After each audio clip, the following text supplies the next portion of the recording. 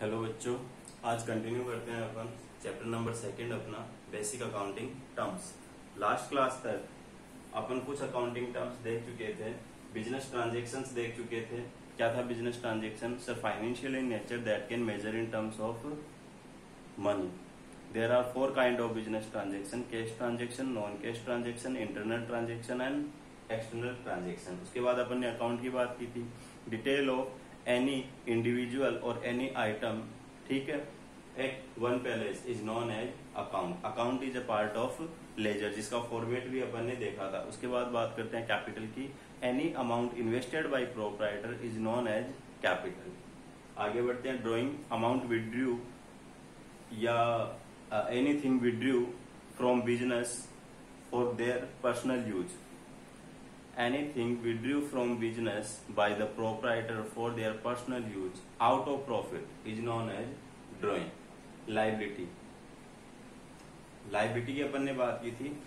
2 type की liability होती है, एक इंटरनल और एक एक्सटर्नल।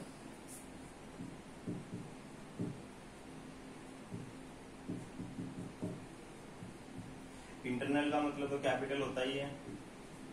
ठीक है, मालिक ने जो पैसा लगा रखा है वो अपनी इंटरनल लायबिलिटी है। उसके अलावा एक्सटर्नल की अगर मैं बात करूं तो नॉन करंट एंड करंट।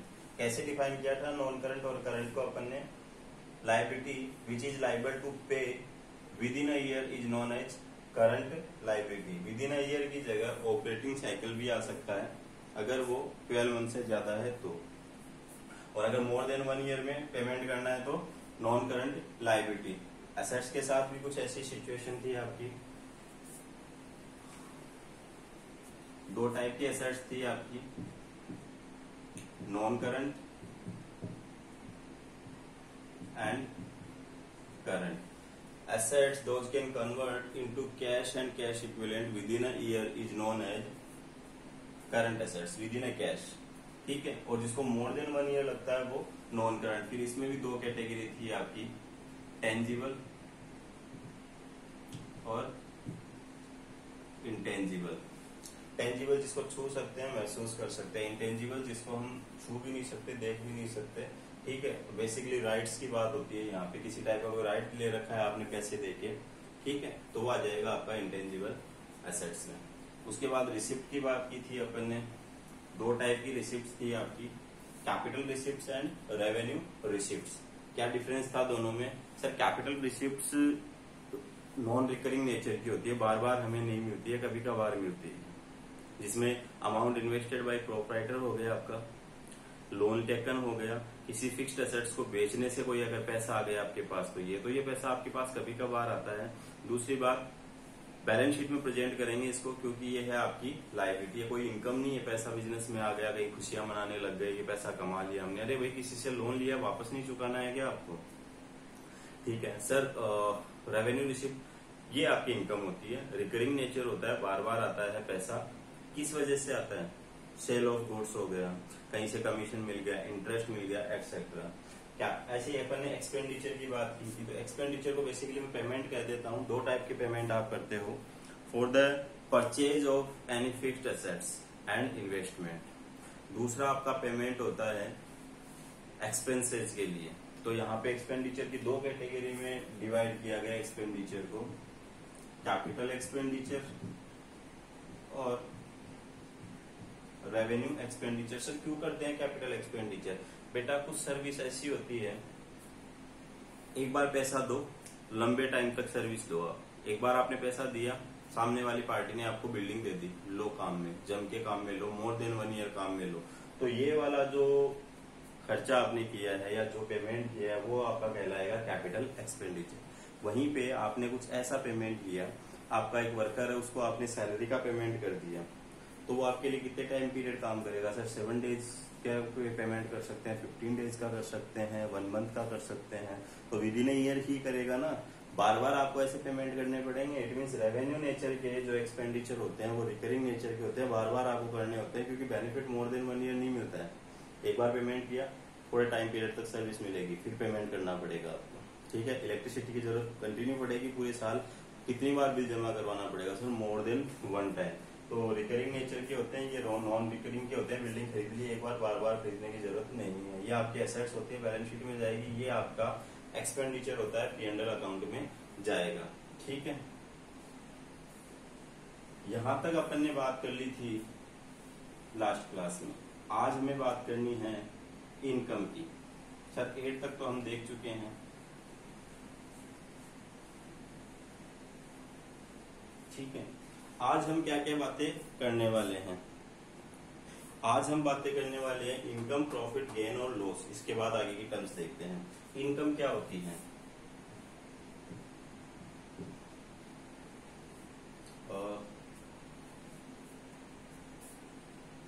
एक टर्म्स और है आपकी एक्सपेंस।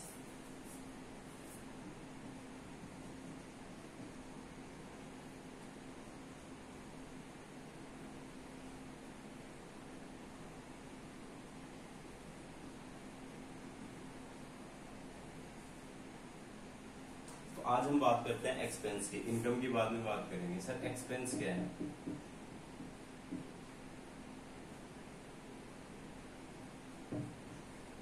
अभी तो आपने बोला एक्सपेंडिचर। सर एक्सपेंडिचर और एक्सपेंस में फर्क है क्या? हाँ, हर एक्सपेंडिचर आपके प्रॉफिट को कम कर दे ऐसा जरूरी नहीं है। आपने बिल्डिंग खरीदी, आपके प्रॉफिट पे कोई फर्क नहीं पड़ेगा। ठीक है, उस बिल्डिंग को अगर आप यूज में लेते हो, उसकी वैल्यू कम होती है, तो वो आपका एक्सपेंस कहलाएगा। एक्चुअल में आपके एक्सपेंस जो है ना, यही आपकी हेल्प करते हैं प्रॉफिट की कैलकुलेशन में। तो सर एक्सपेंडिचर में दो कैटेगरी बताई थी आपने, कैपिटल एक्सपेंडिचर और रेवेन्यू एक्सपेंडिचर। रेवेन्यू एक्सपेंडिचर बताई थी, सैलरी का पेमेंट कर दिया, इलेक्ट्रिसिटी का पेमेंट कर दिया, वाटर बिल का पेमेंट कर दिया, तो ये आपके हैं एक्सपेंसेस। तो एक्सपेंसेस को अगर मैं कहूँ तो मैं कह सकता हूँ ऑल रेवेन्यू एक्सपेंडिचर। जो आपके रेवेन्यू एक्सपेंडिचर है वो क्या कहलाएंगे? एक्सपेंस। नोट्स में मेंशन है, all revenue expenditure are known as expenses. Expenses help to calculate profit और लॉस। एक्सपेंस से ही प्रॉफिट की कैलकुलेशन आपसे करवाते हैं। कैसे करवाते हैं अभी पता चल जाएगा आपको। नेक्स्ट टर्म है आपकी इनकम। सर इनकम क्या होती है? मेरे को पैसा मिला सेल ऑफ गुड्स, क्या वो मेरी इनकम हो जाएगी?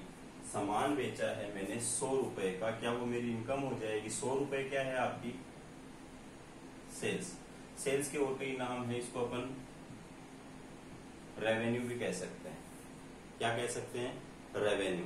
ठीक है, तो जो आपकी रेवेन्यू है या सेल्स है, 100 रुपए की आपकी सेल है, तो 100 के 100 रुपए थोड़ी कमाए हैं आपने। ये मार्कर आपने 100 रुपए में बेचा है, तो मार्कर की कुछ कॉस्ट भी तो लगी होगी इसको बनाने में या खरीदने में।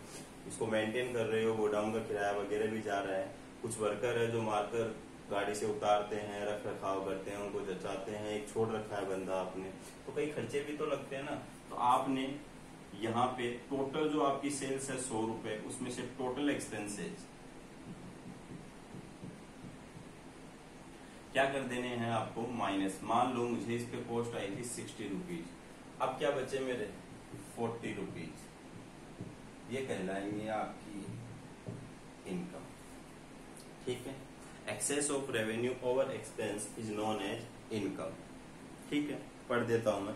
All revenue expenditure are known as, sorry तो हो गया इनकम की बात की, amount received from sale of goods and services.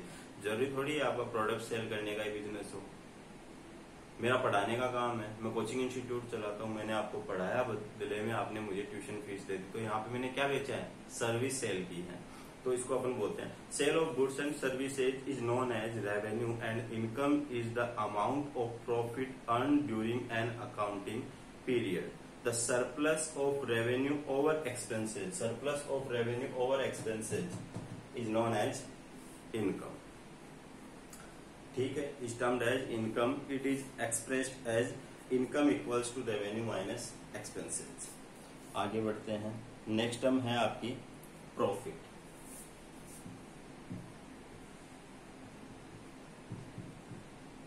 Sir profit क्या है? अभी आपने बताया इनकम, इनकम अलग है, प्रॉफिट अलग है। नहीं, बेसिकली प्रॉफिट जो है वो भी क्या होता है? इनकम ही होता है। लेकिन अपन क्या करते हैं, इनकम को दो पार्ट में कैलकुलेट करते हैं। भाई जो कुछ आपने कमाया उसको आप प्रॉफिट ही तो कहोगे। तो प्रॉफिट का मतलब यहाँ पे क्या है, प्रॉफिट जो है वो दो पार्ट में कैलकुलेट होता है। एक होता है आपका ग्रोस प्रॉफिट, एक होता है आपका नेट प्रॉफिट। सर ये क्या बोला है? मैं आपसे कहूं कि आपने जो मार्कर बेचे हैं पूरे साल में वो 1000 रुपए के मार्कर बेचे हैं। आपका ये जो बिजनेस है ना मार्कर बना के बेचने का, इसमें कितने डिपार्टमेंट काम करते हैं? सर कई डिपार्टमेंट काम करते हैं। एक तो हमारी फैक्ट्री है जहां पे मार्कर बनते हैं, तैयार होते हैं, ठीक है। एक हमारा ऑफिस है जहां पे डिसीजंस लिए जाते हैं। ये मार्कर भाई प्लानिंग तो करनी पड़ेगी ना, मजदूर खुद को खुद जाके मशीन खरीद के ले आएंगे, प्रोडक्शन चालू कर लेंगे, ऐसे तो हो नहीं सकता ना। मालिक कहीं बैठता होगा, मैनेजमेंट बैठता होगा, उन्हीं का पूरा कंट्रोल होता है। तो एक ऑफिस होता है आपका, एक होता है आपका सेलिंग एंड डिस्ट्रीब्यूशन डिपार्टमेंट, जिसका काम क्या होता है, फैक्ट्री में बना हो, कंट्रोल कौन कर रहा है? ऑफिस। इस डिपार्टमेंट को भी कौन कंट्रोल कर रहा है? ऑफिस। इस डिपार्टमेंट का काम क्या होता है? फैक्ट्री से माल उठाना, मार्केट में भेज देना, आपके मार्केटिंग कर देना, एडवर्टाइजमेंट कर देना, लोगों को जाके कन्वेंस करना, पहुंचाना उन तक, कैरेज चार्जेस वगैरह देना, उनको डिस्काउंट दे के अट्रैक्ट करना। कई सारी पॉलिसीज यहाँ पे काम में ली जाती है। तो 3 डिपार्टमेंट काम करते हैं सर। हमने तो ये सोचा था 10,000 के मार्कर बेचे हैं। इन मार्कर को बनाने से रिलेटेड जो हमारे एक्सपेंसेज हैं वो हुए थे 600। तो 400 रुपए हम लोगों ने कमा लिए। नाना 400 रुपए आपने कमाए ग्रोस प्रॉफिट। क्यों? क्योंकि आपने रेवेन्यू में से माइनस किया है कॉस्ट ऑफ गुड्स सोल्ड। सिर्फ गुड्स के कॉस्ट माइनस किया आपने, बेचे गए माल की लागत, कॉस्ट ऑफ गुड्स सोल्ड अगर आपने रेवेन्यू में से माइनस किया है तो आपका कौन सा प्रॉफिट आएगा? Gross profit. फाइनल प्रॉफिट आप उसको नहीं कह सकते। तो सर नेट प्रॉफिट फिर कैसे कैलकुलेट करेंगे हम? बेटा नेट प्रॉफिट कैलकुलेट करने के लिए जो आपका ग्रोस प्रॉफिट आ गया है उसमें से माइनस कर दो other expenses. Sir other expenses कौन से? भैया आपके ऑफिस में भी कुछ खर्चे लग रहे होंगे, वहां पे स्टाफ बैठा है, उनको सैलरी देनी पड़ती होगी, प्रिंटर कंप्यूटर्स वगैरह काम में लेते हैं तो प्रिंटिंग स्टेशनरी भी वहां पे खर्च हो जाता है, इलेक्ट्रिसिटी का बिल आता है, वाटर बिल आता है, कई सारे एक्सपेंसेस वहां पे होते हैं। उसके अलावा सेलिंग एंड डिस्ट्रीब्यूशन डिपार्टमेंट भी कई खर्चे करता है, मार्केटिंग पे खर्च कर दिया, एडवर्टाइजमेंट के नाम पे, ट्रांसपोर्ट का चार्ज खर्च कर दिया, ट्रेवलिंग यहाँ से वहां हम घूमे, कई सारे खर्चे हैं। तो वो सब एक्सपेंसेस अगर आप ग्रोस प्रॉफिट में से और माइनस कर देते हो तो आपका कौन सा प्रॉफिट आ जाएगा? Net profit. ठीक है। तो प्रॉफिट में आपको बोल रखा है income is also known as profit. There are 2 kinds of profit. Gross profit, इसका फॉर्मूला लिखा हुआ है नोट्स में, आपको लिखने की जरूरत नहीं है। Income minus cost of goods sold and service sold. Net profit का फॉर्मूला है gross profit minus all other expenses. ठीक है। ऑल अदर एक्सपेंसेस के आगे लिखा हुआ है operating and non operating. Sir ये क्या है? ये सब एक्सपेंसेस आपके जेन्युइन एक्सपेंसेस है। बिजनेस को अगर चलाना है तो ये खर्चे आपको करने पड़ेंगे। इट मीन ऑपरेशन से रिलेटेड एक्सपेंसेस है। कुछ एक्सपेंसेस ऐसे भी होते हैं जिनका बिजनेस के ऑपरेशन से कोई लेना देना नहीं है, वो खर्चे अगर आप नहीं भी करो तो भी आपका बिजनेस चलता रहेगा। सर लाइक मन की शांति के लिए मैंने कुछ मार्कर किसी ऐसे स्कूल में दे दिए जिसको कोई एनजीओ चला रहा है, गरीब बच्चों को फ्री में पढ़ा रहा है। मेरा मन किया मैंने वहां से ही दे दिए बिना पैसे के। इट मीन्स डोनेशन, चैरिटी करते हैं बिजनेसमैन जनरली ऐसा। क्या डोनेशन और चैरिटी देना जरूरी है? सर ऑपरेशन से तो कोई लेना देना नहीं है, तीनों डिपार्टमेंट से कोई लेना देना नहीं है, तो उनको हम कहते हैं नॉन ऑपरेटिंग एक्सपेंडिचर। ठीक है। 3 आपके डिपार्टमेंट काम कर रहे हैं, इनके अलावा अगर कोई चौथा एक्सपेंसेस होगा तो वो क्या कहलाएगा? Non operating. आगे भी बात करनी है इसकी, ठीक है, अभी पढ़ लोगे तो आगे के लिए कुछ बचेगा नहीं। और 2-4 एग्जाम्पल दे दो सर। ठीक है, सुन लो। लॉस बाय फायर, आग लग गई, माल जल गया। आग लगानी जरूरी है बिजनेस के लिए? कौन से डिपार्टमेंट का खर्चा है? सेलिंग एंड डिस्ट्रीब्यूशन डिपार्टमेंट लगाता है क्या, या ऑफिस लगाता है, फैक्ट्री लगाती है? सर वो तो अनसर्टेनिटी की वजह से अपने आप ही लग जाता है। तो मैं बात कर रहा हूँ उन सब लॉस और एक्सपेंसेस की जो अनसर्टेनिटी की वजह से हो जाते हैं, जिन पे आपका कोई कंट्रोल नहीं है, उनको भी आप क्या कहोगे? Non operating. को चाहे ऑपरेटिंग हो चाहे नॉन ऑपरेटिंग, ग्रोस प्रॉफिट में से बचे हुए सारे एक्सपेंसेस माइनस कर दो तो फाइनल प्रॉफिट हमें पता चल जाए एक बार, जिसको हम क्या कहेंगे? Net profit. आगे बढ़ते हैं। ठीक है सर, एक्सपेंस हो गया, इनकम हो गया, प्रॉफिट हो गया। अब गेन की बात करते हैं। पहले लॉस की कर देता हूं, इजी रहेगा।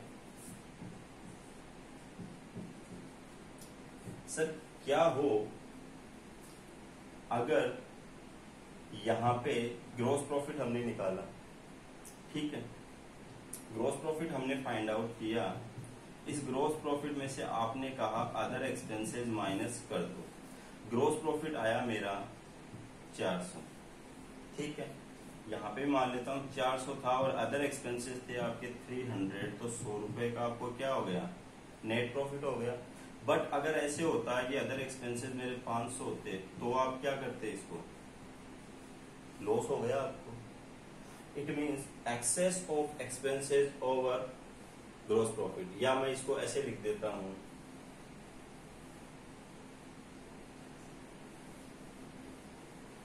टोटल प्रॉफिट कैसे कैलकुलेट किया है आपने, नेट प्रॉफिट। ऐसे भी तो लिख सकते हो आप, revenue minus cost of good sold भी आ गया आपका, अदर एक्सपेंडिचर भी आ गया, इट मीन्स ऑल एक्सपेंसेस। सब एक्सपेंसेस माइनस कर दूं रेवेन्यू में से तो भी तो नेट प्रॉफिट आ जाएगा ना मेरा। तो मैंने कहा रेवेन्यू माइनस ऑल एक्सपेंसेस, ऐसा ही मैंने यहाँ पे किया। अब यहाँ पे सिचुएशन क्या थी, 1000 की रेवेन्यू थी और टोटल जो एक्सपेंसेस थे वो हो रहे थे 900, ठीक है, तो मुझे 100 का हो रहा था प्रॉफिट। यहाँ पे मैं कह रहा हूँ बेटा 1000 की रेवेन्यू है, ऑल एक्सपेंसेस आपके हैं 1100 या 1200।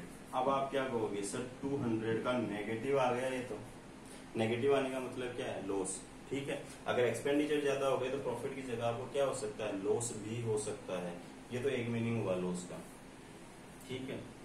इसके अलावा लॉस का एक मीनिंग और भी है, या तो आप लॉस को ऐसे कह सकते हो, और आप लॉस को इससे भी कंपेयर कर सकते हो। कुछ लोगों का मानना क्या सही भी है, लोग कहते हैं कि मेरे कुछ लॉस हुआ या मैंने कुछ एक्सपेंस किया, किसी मिलर से ही तो लगते हैं, नहीं, दोनों अलग अलग है।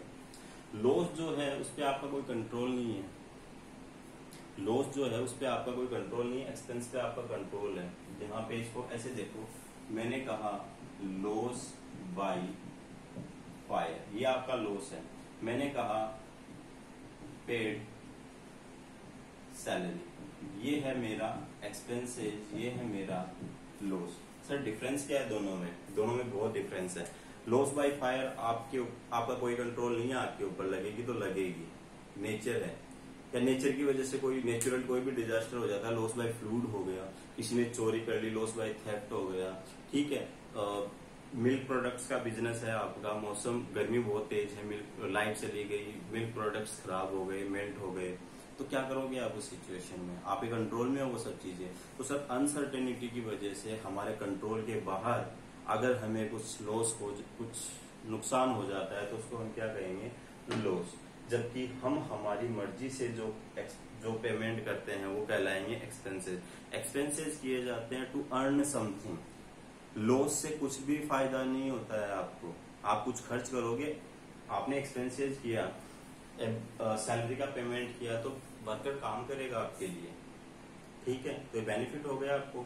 आपने रेंट का पेमेंट किया, मकान मालिक आपको किराए पे जमीन दे रहा है, भैया लो, काम में लो आप उसको, तो ये भी आपके लिए क्या हो गया, बेनिफिट हो गया, ठीक है। तो एक्सपेंसेस हम जानबूझ के करते हैं, जबकि लॉस अनसर्टेनिटी की वजह से हो जाते हैं। एक्सपेंसेस पे हमारा कंट्रोल भी है, मत दो सैलरी, 2 की जगह 1 एम्प्लॉय से काम चलवा लो, लॉस पे हमारा कोई कंट्रोल नहीं है। एक्सपेंसेस से कुछ अर्न कर सकते हैं हम, टू अर्न समथिंग, जबकि लॉस से हम कुछ भी अर्न नहीं कर सकते, ठीक है। तो सर ये भी हो गया। लास्ट टर्म बची है आपकी 12th, ये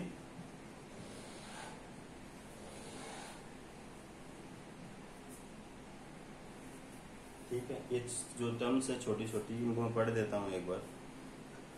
लॉस के लिए था आपका excess of expenses over revenue for an accounting period is termed as loss, ये तो एक बात हो गई, ठीक है। दूसरी बात, loss is also used in another context, it refer to such activities which no benefit is received by the firm, for example loss by fire, ठीक है। गेन की बात करते हैं। It's a profit arise from transactions which are incidental to business, for example profit on sale of fixed assets and investment. कुछ ऐसा incident हुआ जो रेगुलर आपके बिजनेस में नहीं होता है। कोई एसेट्स थी, पुराना फर्नीचर पड़ा था, काम में नहीं आ रहा था, आपके लिए उस फर्नीचर की वैल्यू थी 5000, आपने उसको 7000 में बेच दिया। ओ सर 2000 रुपए कमा लिए हमने। फर्नीचर बेचना आपका बिजनेस है क्या बेटा? आपका बिजनेस है स्टेशनरी आइटम सेल करना। तो आपके बिजनेस का ऑपरेशन क्या है? स्टेशनरी आइटम तैयार करना, देन उसको सेल कर देना। उसके अलावा अगर कोई एक्टिविटी आप कर देते हो, इन्वेस्टमेंट खरीद के बेच दिया, कोई जमीन खरीद के बेच दी, तो यहाँ से आपने जो कुछ कमाया है उसको प्रॉफिट या इनकम नहीं करके क्या कहोगे? गेन। ठीक है, आ रही बात समझ में? जो रेगुलर एक्टिविटी का पार्ट नहीं है, जिसका आपके बिजनेस से कोई कनेक्शन नहीं है, कनेक्शन तो है बट ऑपरेटिंग एक्टिविटी से कोई कनेक्शन उसका नहीं है, तो उसको हम कहेंगे गेन। ठीक है, आगे बढ़ते हैं। बड़ी ही छोटी छोटी टर्म्स है, अब खत्म होते जाएगी। 13 टर्म्स हमारी यहाँ पे हो चुकी है। आज जो हमने बात की फटाफट 5 टर्म्स की तो अभी बात कर ली। ठीक है, आगे बढ़ते हैं।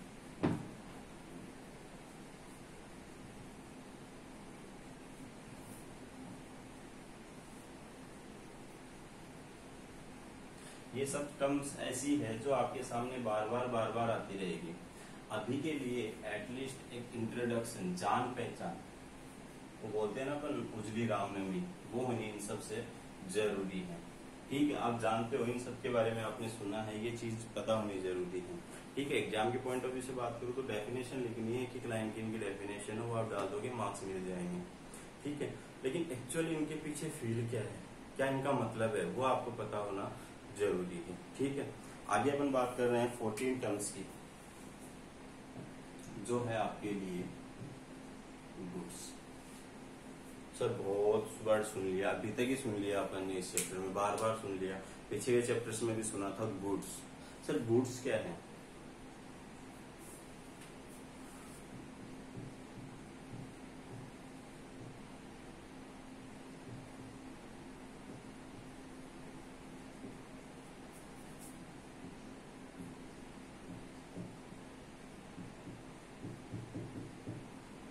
Anything we purchased for the purpose of sale is known as goods। या मैं इसको कहूं तो any things in which business is dealing। ठीक है, ऐसी कोई थिंग्स जिसमें बिजनेस डील करता है। मारुति सुजुकी किसमें डील करता है? सर कार्स खरीदता है, बेचता है। आपने जो डेफिनेशन लिखी उसका क्या मतलब है? Any things purchase for the purpose of sales. मैं खरीदता ही क्यों हूं? क्योंकि मुझे वो बेचना है, या तो एज इट इज बेचना है या उसकी फॉर्म चेंज करके बेच देना है। ठीक है, मैंने कुछ प्लाई बोर्ड्स वगैरह खरीदे। ठीक है, मेरा पर्पज क्या है? मेरा फर्नीचर का बिजनेस है, फर्नीचर बेचता हूँ मैं बना बनाया। तो प्लाई मैंने क्यों खरीदी है? सर फर्नीचर बनाओगे आप, देन बेचोगे, तो उस प्लाई को मैं बेचूंगा ना, प्लाई को, फेविकोल को, कील्स वगैरह जो भी उसमें मटेरियल लगता है, सनमाइका वगैरह, तो उन सब की क्या करूंगा? मिक्सअप करूंगा, फॉर्म चेंज करूंगा, सोफा बना दिया, बेड बना दिया, देन उसको सेल कर दिया, या फिर एज इट इज सेल कर दिया। तो ये मेरे लिए क्या है? गुड्स। ठीक है, हर बिजनेस के लिए गुड्स की डेफिनेशन अलग अलग है। अगर मैं ओरिएंट की बात करूँ तो उसके लिए गुड्स है पेन। ठीक है, अगर मैं बात करूँ मारुति सुजुकी की तो उसके लिए बिजनेस है कार। मैं हीरो की बात करूँ तो बाइक्स, स्कूटर्स। ठीक है, मैं रिलायंस फ्रेश की बात करूँ तो सब ग्रोसरी, फ्रूट, सब्जी वगैरह, ये सब चीजें। ठीक है, तो ऐसे बिजनेस की जैसे जैसे डेफिनेशन चेंज होती रहती है, गुड्स की डेफिनेशन भी चेंज हो जाती है। पार्ले की अगर मैं बात करूँ तो चिप्स, कुरकुरे, बिस्किट्स, ठीक है, हैप्पी फिज वगैरह, ठीक है, फ्रूटी वगैरह, ये सब चीजें। ठीक है, तो जैसे जैसे बिजनेस की आप डेफिनेशन चेंज होगी उसके लिए गुड्स बदल जाएगा, बट जरूरी नहीं है एक बिजनेस के लिए जो गुड्स हो वही गुड्स दूसरे बिजनेस के लिए भी हो। टाटा के लिए गुड्स है कार्स, वहीं पे वही कार अगर खरीदी किसी गुमान फर्नीचर ने परचेज की तो उस गुमान फर्नीचर के लिए क्या है? वो कार एसेट्स है, वो इसके लिए गुड्स नहीं है, क्योंकि उसने बेचने के पर्पज से नहीं खरीदी है, उसने तो खुद के यूज के लिए खरीदी है। एक प्रॉपर्टी डीलर है जिसका काम है जमीनें खरीदना और बेचना, तो उसके लिए जमीन ही गुड्स है बेटा। जमीन किसी के लिए गुड्स थोड़ी ना होती है। हाँ, बेचने के पर्पज के लिए खरीदी है उसने, टारगेट ही यही है। वहीं पे आपके बिजनेस ने इसलिए खरीदी है कि बढ़ाएंगे बिजनेस को। यहाँ जमीन खरीद के रख लिया, आपका पर्पज नहीं, इससे रिस्ट्रिक्शन नहीं है कि एक बार खरीद ली तो आप बेच नहीं सकते। आपने बेच दी वो बात अलग है, लेकिन कंटिन्यूअसली ये एक्टिविटी आप नहीं करते रहते। अगर आप कर रहे हो तो वही आपका बिजनेस हो जाता है, और वो चीज जिसमें आप डील कर रहे हो वो आपके लिए हो जाती है गुड्स। तो यहाँ डेफिनेशन दिया, product in which firm is dealing the item so purchase और produced for purpose of sales. Definition of goods is different in all kind of business. For example, stationery item are goods for stationery business. Bikes are goods for Hero, for TVS के लिए example दिया। TVS है ना आपकी, जिसकी bikes scooters वगैरह आते हैं। उसके अलावा देयर आर 4 टर्म्स। अब ध्यान से सुनना, गुड्स में ही मैंने 4 टर्म्स की बात कर ली है, अलग से वो 4 टर्म्स मैं आपको नहीं पढ़ाने वाला। सर वो 4 टर्म्स कौन कौन सी हैं? एक तो है आपकी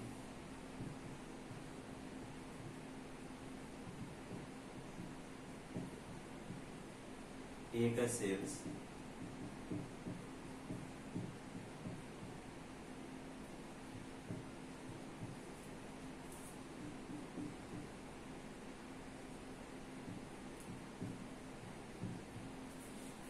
मेरे लिए गुड्स है फर्नीचर। फर्नीचर मेरे लिए क्या है? गुड्स। मेरा बिजनेस, इसका मतलब क्या है? फर्नीचर का बिजनेस है। फर्नीचर खरीदता हूँ और बेचता हूँ। अब ध्यान से सुनना, जब मैं फर्नीचर परचेज करूंगा, क्या करूंगा? परचेज। मैंने आपको कहा परचेज ₹10,000, तो आपको समझ जाना चाहिए सर ने क्या खरीदा है? फर्नीचर खरीदा है। मैंने कार खरीदी एक, और मैंने लिख दिया परचेज ₹7 लाख। सर हम तो गुड्स ही मानेंगे, हम तो फर्नीचर ही मानेंगे। अगर आपने कार खरीदी तो आपको मेंशन करना पड़ेगा परचेज कार।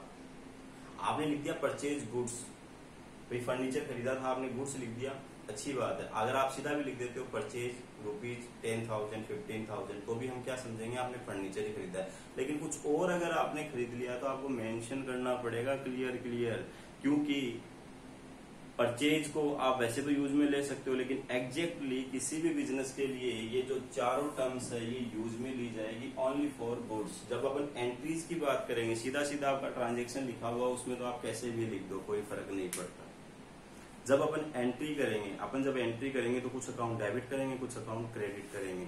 तो एक बात दिमाग में सेट रख लेना, ये जो चारों वर्ड है अपन सिर्फ और सिर्फ यूज में लेंगे फर्नीचर के लिए। क्यों? क्योंकि मैंने यहाँ पे जो बिजनेस का नाम लिया है वो इस बिजनेस का काम क्या है? फर्नीचर में डील करता है। अगर मैं कहता कार्स में डील करता हूँ बेटा, टाटा की अकाउंटिंग कर रहा हूँ, तो आप कार्स के लिए purchase sales, purchase return, sales return, चारों टर्म्स में से कोई भी टर्म इफेक्टिव हो सकती है। जब खरीदा तो परचेज टर्म्स यूज में ले लिया, जब बेचा तो सेल्स काम में ले लिया। खरीदा हुआ था, माल पसंद नहीं आया, कुछ डिफेक्ट निकल गया, वापस रिटर्न कर दिया, परचेज रिटर्न। बेचा हुआ था माल, अगली पार्टी को नहीं पसंद आया, उसने वापस रिटर्न कर दिया, तो सेल्स रिटर्न। तो ये बात आप दिमाग में सेट रख लेना। परचेज का मतलब क्या होता है? Anything in which business is dealing. If purchased by business then we use purchase terms. ठीक है, और वही थिंग अगर बिजनेस बेचता है तो उसको हम क्या कहेंगे? सेल्स। ठीक है, अगर खरीदा हुआ वापस रिटर्न कर देता है तो परचेज रिटर्न, बेचा हुआ वापस रिटर्न आ जाता है तो सेल्स रिटर्न। सेल्स के लिए खास बात यहाँ पे ये है, सेल्स का मतलब क्या होता है? कॉस्ट प्लस प्रॉफिट और कॉस्ट माइनस लॉस। 100 रुपए का कोई प्रोडक्ट तैयार हुआ, 100 में तो आप बेचने से रहे, आपने 20 रुपए प्रॉफिट ऐड कर दिया, तो ये हो गई आपकी सेल। सर नहीं बिक रहा प्रोडक्ट, क्या करें हम? 10 रुपए कम पे बेचने के लिए तैयार हो गए, पड़ा है खराब होगा, 90 रुपए में बेच दिया, तो भी वो क्या कहलाएगी? सेल्स। तो जरूरी नहीं आप प्रॉफिट पे बेचो, आप लॉस पे भी बेच सकते हो। खैर वो डिफरेंट चीज है। अभी के लिए इतना इनफ है। इनके लिए दिमाग में ये चीज सेट कर लेना है, गुड्स क्या होगा जिसमें भी हम डील कर रहे हैं। ठीक है, उषा नाम की एक कंपनी है, उसके लिए गुड्स क्या है? मशीन, सिलाई मशीन बनाती है वो, तो सर सिलाई मशीन हो गई उसके लिए। सिस्का के लिए सर एलईडी बल्ब।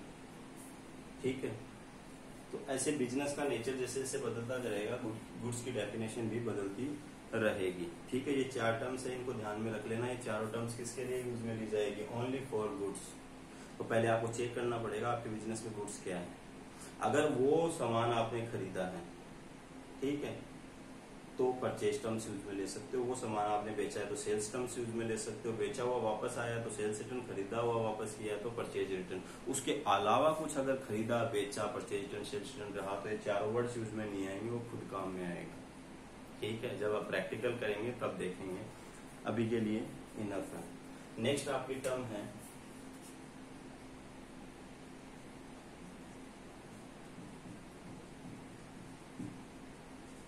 स्टॉक, और इसको इन्वेंट्री भी कहा जाता है। कंपनीज एक्ट में कुछ चेंजेस आए थे सर। कंपनीज एक्ट क्या है? एक कानून है बेटा, जो कंपनीज को बताता है कि आपको अकाउंटिंग कैसे कैसे करनी है। उसमें कहा गया कि स्टॉक को इन्वेंट्री के नाम से जाना जाएगा। तो सीबीएसई ने भी क्या किया, आपके सिलेबस में चेंज कर दिया गया और कहा कि बच्चों स्टॉक के नाम से नहीं जानेंगे, आप उसको किस नाम से जानोगे? इन्वेंट्री। अरे नाम ही तो बदला है, मीनिंग थोड़ी ना बदल गया। तो लोग कई इसको स्टॉक भी बोलते हैं। तो दोनों वर्ड आपको पता होने चाहिए। स्टॉक का मतलब होता है unsold goods remains at the end of the year is known as stock. आपका बिजनेस है फर्नीचर का। फर्नीचर खरीदा आपने, फर्नीचर बेचा आपने। पहले खरीदा 1000 रुपए का, फिर खरीदा 2000 का, फिर 1500 का सेल कर दिया, फिर सेल कर दिया 500 का, फिर परचेज कर लिया 2000 का। ऐसे चलता जा रहा है आपके बिजनेस में। फिर आपने सेल कर दिया 2200 का। अब बताओ मुझे कितने का हो गया sir? 1000 plus 2000 3000, minus 2000 1000 plus 2000 3000 minus 2200। कितने का फर्नीचर बच गया आपके पास? 800 का। ईयर एंड हो गया, साल खत्म हो गया, लास्ट में आपके पास फर्नीचर कितने का बच गया? 800। तो वो आपका कहलाएगा स्टॉक। फर्नीचर का बिजनेस है। इसके अलावा आपने कुछ और खरीद लिया, कार खरीद, छोटी मोटी मशीनरी खरीद लिया आपने। मशीनरी खरीदी, कुछ मशीनरी यूज में ले ली, कुछ खराब हो गई, फिर मशीनरी खरीद ली। ठीक है, मशीनें चाहिए हमें फर्नीचर बनाने के लिए। ड्रिल मशीन वगैरह हो गई, और कई स्क्रू कसने के लिए मशीनें आती हैं। ठीक है, कई टाइप की मशीनें आती है फर्नीचर के बिजनेस के लिए। तो क्या मशीनरी जो लास्ट में बची हुई है वो भी स्टॉक कहलाएगा? ना, मैं सिर्फ और सिर्फ किसकी बात कर रहा हूँ? गुड्स की।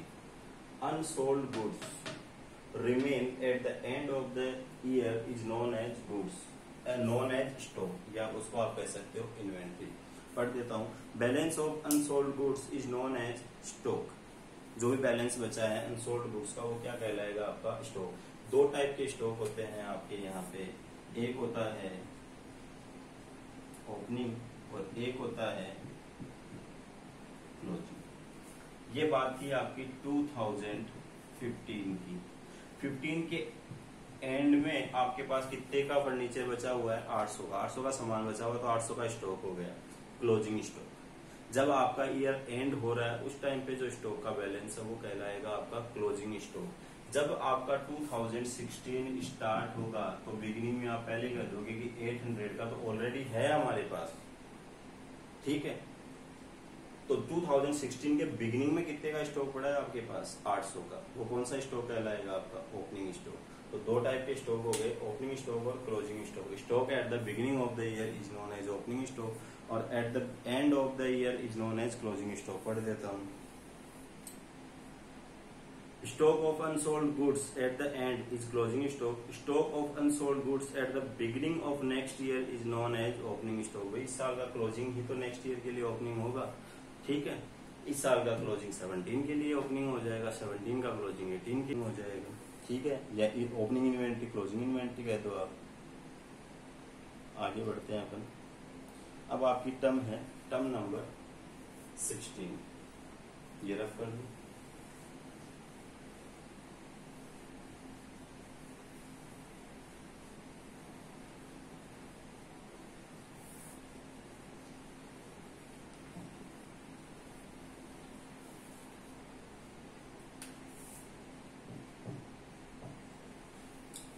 है आपकी trade receivable.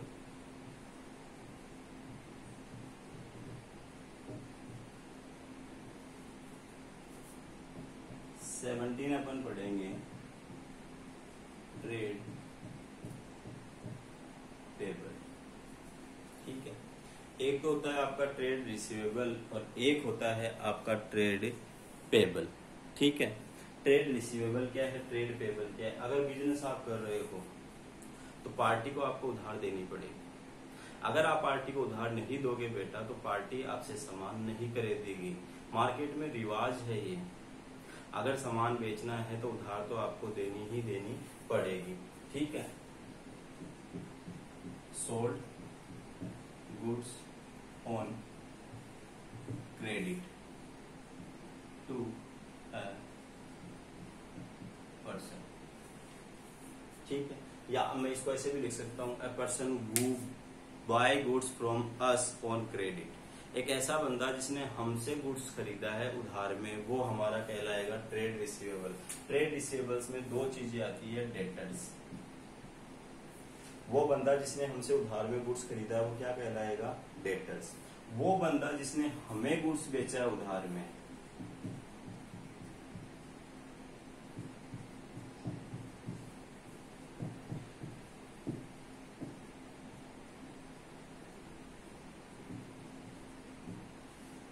Person who sold goods to us on credit. एक वो बंदा जो हमसे उधार में खरीदता है माल, उधार लेता है। एक वो जो हमें उधार देता है। जो हमें उधार देता है वो हमारे पैसे मांगता है, उसको तो हम क्या कहेंगे, क्रेडिटर। वो बंदा जिसने हमसे उधार में सामान खरीदा, जिसके हम पैसे मांगते हैं, उसको हम क्या कहेंगे, डेटर्स। बट यहाँ पे ध्यान रखना बेटा, मैंने क्या लिखा है, गुड्स। उधार में जो खरीदा बेचा है वो क्या होना चाहिए, गुड्स। दो टर्म्स यूज में ली जाती है बट सर टर्म्स तो कुछ और है, ट्रेड रिसीवेबल, ट्रेड पेबल। आगे सुनना, ये ए है, ये बी है। ठीक है, ए ने गुड्स सेल किया बी को उधार में, बी के पैसे मांगता है, तो ए के लिए बी जो है वो क्या हो गया है, डेटर्स। जबकि बी ने उधार में गुड्स खरीदा, ए को पेमेंट करना है, तो ए उसके लिए हो गया है क्रेडिटर्स। हमें तो एक ही अकाउंटिंग करनी है बट समझने की बात है। ए ने कहा बी को कि मैंने तुझे जो गुड्स सेल किया था वो है 5000 का, मैंने बुक्स में रिकॉर्ड कर रखा है बी के नाम से कि मैं बी के कितने रुपए मांगता हूँ, 5000। बी ने कहा मैंने भी लिख रखा है कि ए को 5000 रुपए देने हैं। दोनों की बुक्स सेम बात बोल रही है। ए बोल रहा है यार मुझे पैसों की क्या अभी जरूरत है। बी ने कहा 1 महीने की बात की, 1 महीने बाद ही मैं पेमेंट करूंगा, पहले नहीं करूंगा। ए ने कहा तू एक काम कर, पोस्ट डेटेड चेक दे दे मुझे। चेक होता है ना, आगे की डेट डाल दे। बेसिकली इसने चेक नहीं मांगा, इसने एक फॉर्मेट होता है बिल्स ऑफ एक्सचेंज का, एक नेगोशिएबल इंस्ट्रूमेंट होता है। ठीक है, प्रॉपर फॉर्मेट होता है चेक के जैसा उसका। इसने वो तैयार किया 5000 का और भेजा बी को, और बी को कहा इस पे साइन कर दे। तो बी ने उसको पढ़ा तो उस पे लिखा हुआ था कि 5000 रुपए का सामान मैंने ए से खरीदा है, उसका पेमेंट मैं 1 महीने बाद इस डेट को मैं कर दूंगा। बी ने सोचा हाँ मैंने खरीदा तो है, ये साइन करने में मेरा क्या जा रहा है। इसने साइन करके ए को भेज दिया। अब ए के मन में तसल्ली हो गई कि 1 महीने बाद अगर बी बोलता है कि मैं पेमेंट नहीं करूँ तो मैं कोर्ट में जाके ये दिखा के पैसा ले सकता हूँ। एग्रीमेंट, एक बेनिफिट हो गया। ठीक है, दूसरा बेनिफिट, इस डॉक्यूमेंट को कोई भी बी के पास लेके जाएगा 1 महीने बाद, बी उसी को पेमेंट कर देगा। मुझे अभी पेमेंट करना है सी को, तो मैंने क्या किया, वो बिल किसको भेज दिया, सी को, कि तू पेमेंट ले लेना 1 महीने बाद, मेरे पास मत आना पेमेंट लेने, बी के पास चला जाना। या हो सकता है मुझे अभी जरूरत है पैसे की, 1 महीने बाद का बिल पड़ा, मैं मेरी बैंक में गया और मैंने कहा मैं आपका कस्टमर हूँ, ये 5000 का बिल आप रख लीजिए, 1 महीने बाद बी पैसा दे देगा, उसने गारंटी दी है। वो नहीं दे तो मेरे अकाउंट से काट लेना आप वापस, एक बार दे दो मुझे। तो बैंक क्या करेगी, बैंक का तो काम ही यही है उधार देना। तो बैंक आपको बोलेगी देख 5000 रुपए का बिल है, ये मुझे दे दे, ये मुझे 5000 रुपए दिलवाएगा 1 महीने बाद, बट मैं अभी तुझे 4900 दूंगा। 100 रुपए बैंक ने अपना कमीशन या इंटरेस्ट जो आप कहो वो काट लिया अपना चार्ज। बैंक इसीलिए तो बैठा, तो आपको अगर इमरजेंसी है तो आप 100-150 रुपए एक छोटा सा नॉमिनल चार्ज कटवा के नीड पूरी कर सकते हो और अगले को क्रेडिट मिल गई 1 महीने की। ठीक है, तो ये जो इंस्ट्रूमेंट वाला इधर उधर लेन देन होता है ना, ए ने बी के ऊपर लिखा बिल, ठीक है, कितने का, 5000 का। जैसे ही बिल लिखा साइन हो के आया, ए ने अपनी बुक से बी को हटा दिया। मैं तो इसके पैसे अब मांगता ही नहीं, अब मेरे पास एसेट्स हो गई है बिल्स रिसीवेबल, कितने का 5,000। मेरे पास एक बिल पड़ा है 5,000 रुपए का, वो मुझे पेमेंट दिलवाएगा। बी भी बोलेगा कि ए को मुझे कोई पेमेंट नहीं करना है, मेरे लिए अब लायबिलिटी है बिल्स पेबल, कितने का 5,000। एक बिल है जो मेरा साइन किया हुआ है 5,000 का, मार्केट में घूम रहा है, जरूरी नहीं ए लेके आए, कोई भी लेके आ सकता है, मुझे तो अब उसका पेमेंट करना है, मुझे बी को पेमेंट नहीं करना है। तो यहाँ पे डेटर्स कन्वर्ट किस में हो गया, बिल्स रिसीवेबल में।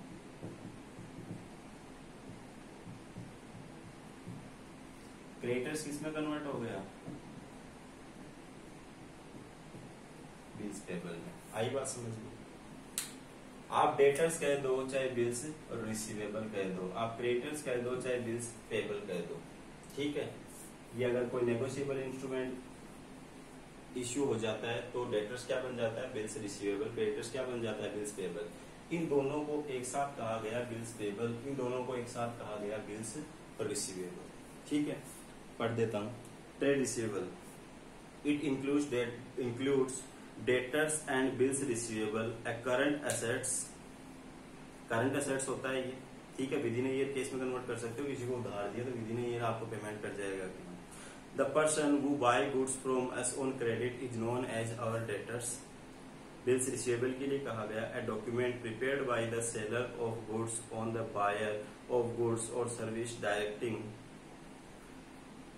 the later payment of specified amount on specified date. Once buyer accepted and returned it to seller, it become bills receivable for seller. Trade payable के लिए कहा गया it includes creditors and bills payable at current liability. इसके लिए तो liability है ना ये, चाहे क्रेडिटर्स कह दो चाहे बिल्स पेबल, चुका नहीं है उसको, तो लाइबिलिटी भी कौन सी है, current liability. Time more than 1 year थोड़ी ना मिलेगा उधार में माल खरीदा है तो। क्रेडिटर्स का मतलब है the person who sold goods to us on credit is known as our creditor. और बिल्स पेबल के लिए कहा गया a document prepared by the seller of goods on the buyer of goods और service directing the later payment of specified amount on specified date, ठीक है।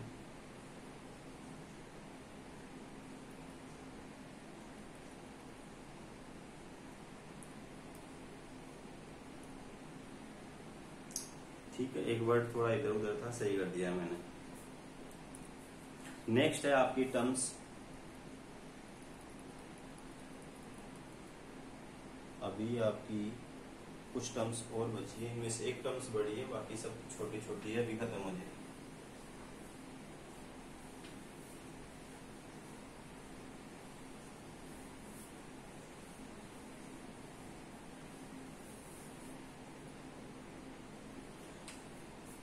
Eighteen number है आपकी कॉस्ट, 19 है वाउचर, एक है आपकी 20 नंबर पे डिस्काउंट, 21 पे है एंटिटी, 22 है लाइव स्टॉक, 23 है इनवॉइस और बिल, 24 पे है बैड डेट्स, 25 पे है इंसॉल्वेंट और लास्ट है आपकी अलाउंस, ठीक है। ये आपकी टर्म्स बची 1 2 3 4 5 6 7 8 9। आज की क्लास में पॉसिबल नहीं है, ठीक है, काफी कुछ है, इसके लिए हमें एक क्लास और लेनी पड़ेगी। Okay, thank you so much.